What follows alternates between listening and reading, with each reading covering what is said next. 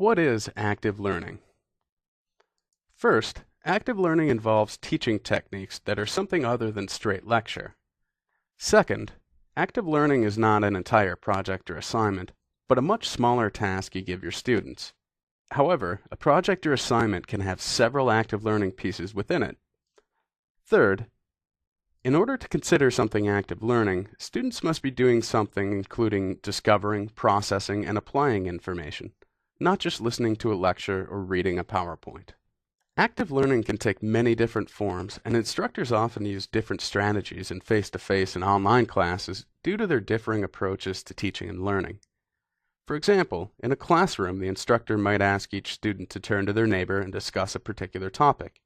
In an online course, the same exercise can be accomplished using a discussion thread, document sharing, or instant messaging. The idea is the same, but the approach is different. So what about these examples are considered active learning? In our face-to-face class example, simply having students turn to their neighbor and discuss a topic is active learning. In the online course, having two students discuss the same topic via a discussion thread is active learning as well. Research shows that students learn more when they're engaged in active learning. It's important to remember that lecture does have its place in both face-to-face and online environments. However, during active learning, students are involved in much more than just reading or listening, and more emphasis is placed on higher-order thinking skills, such as analysis, synthesis, and evaluation. Further research has shown that students retain 70% of what they say and write, and they retain 90% of what they do. Compare this with the fact that students retain only 10% of what they read and 20% of what they hear, and you'll start to understand why active learning is so important. Now that we have an understanding of what active learning is and why we should implement it, let's look at some specific examples to give you a clearer picture of what constitutes active learning in practice. Let's take the example of a small group discussion. In a face-to-face setting, you might group students up and ask them to discuss a particular topic. While this alone is active learning, you can add to the exercise by asking each group to present their findings to the class in the form of a standard presentation, a radio or TV commercial, or a comedy skit.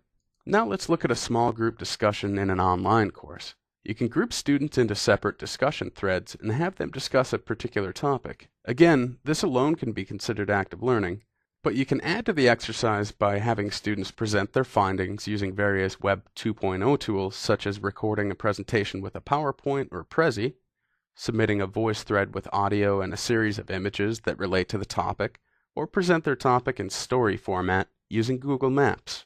As you can see, the possibilities are virtually limitless, so be creative. Both our face-to-face and online active learning examples covered the higher-order thinking skills of analysis and synthesis, but what about evaluation? In this example, it would be quite easy to hold a peer review of each presentation. In a face-to-face class, you can simply have students give their opinions on how appropriate each group's observations were and how well they presented the information. This should spur more conversation with the guidance of the instructor.